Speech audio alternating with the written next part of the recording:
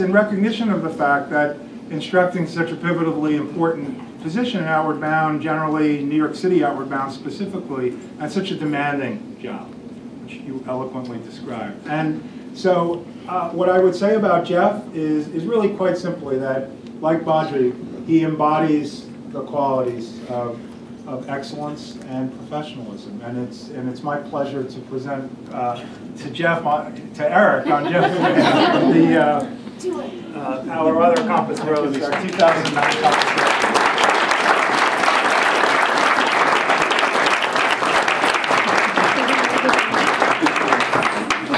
Rose. Jeff wanted to be here via YouTube. 3 parts, and it was suggested to me that I just accept the award. So, to Jeff Grinnell, I'm happy to accept this award.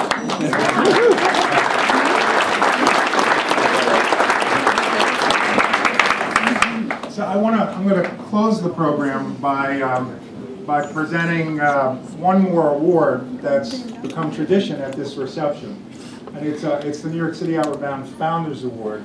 And this year it's really a special pleasure, a privilege for me to presenting the award to 3 individuals who provided extraordinary service to New York City Outward Bound as members of our board of directors. And in truth, the word extraordinary, I think, does not do them justice, individually or collectively.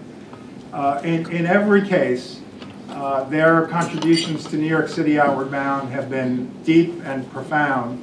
And so much so that I know actually that New York City Outward Bound would not exist were it not for them and their contributions, at least in its present form. And so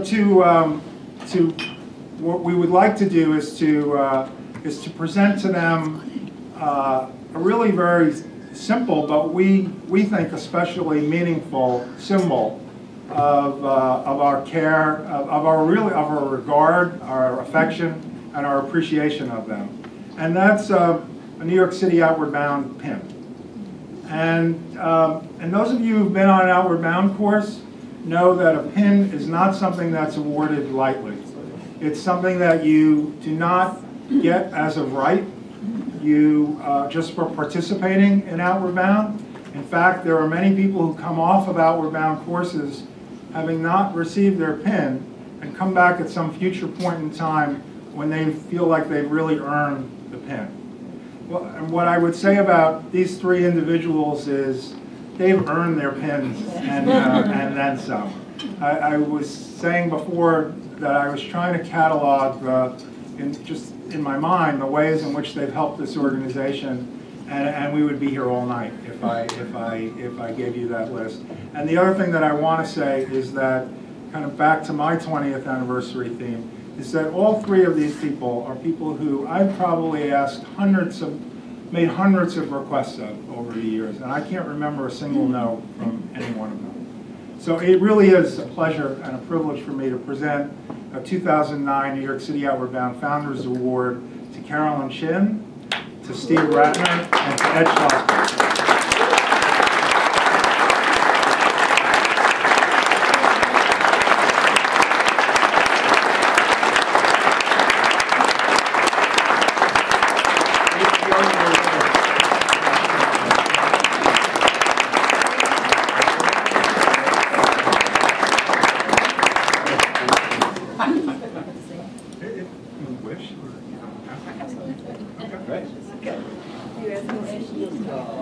I was sitting around this morning thinking of these 20 years. I was saying to Richard, we sort of grew up together. And I have to say, this has been one of my favorite boards, if not the favorite one. It's one of the ones where I can go around and give everybody a hug, and it didn't have the hysterics, drama, or bravado of many of my other nonprofits or for-profit boards. And I want to thank everybody, all the chairs, Arthur especially for getting extra credit for serving twice, the board members and the wonderful staff, and Bill Phillips for introducing me to Outward Bound. And Richard, I didn't know they were feting you all week, but I have always said that you are the most valuable player we've had. I often cite you as being the key example that I know of someone who's really made a difference by having the right chief operating officer. And I remember BR before Richard. So, I joined Outward Bound because I went to a legendary high school, Eastern High School in Washington, D.C. And every 10 years or so, a lesser newspaper, the Washington Post, still writes about Eastern High School, the symbol of the urban ghetto school. There were congressional investigations. I got out there, but many were left behind. And a lot of potential was lost. I joined Outward Bound because I didn't want to see so many kids left behind. And I think we've made a real difference in having less kids be left behind. So I find the state of education in this country deplorable. There's a dropout rate, and those that do graduate can't read or do math. And then there's the engineers and scientists that we're not creating in a country that has become great through innovation. And now China and India produce more engineers than we do in 1 month than we do in a year. So I think that, not to sound too flat-rolled about this, we will not be producing a competitive workforce. It will affect our whole life, our future, our security, our values. So I applaud the sparks of life out there. Our own program, the progress has been made in New York City, Michelle Reed in DC, some of the charter schools. But we need more than sparks. We need a bonfire. We need to break the china, break the glass, do whatever it takes. Because we need to find some ways to take our successes and get them to be scalable and sustainable. Because there's still too many kids left behind, and soon it will be the entire country left behind. So I want to thank everybody for everything you've done. I'm really proud to be part of this association.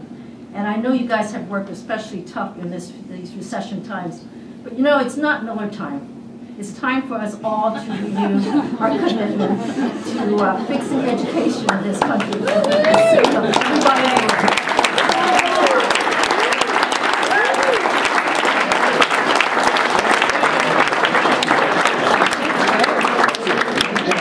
Again, Steve, thanks to you, and Ed, thanks to you. And actually, I just would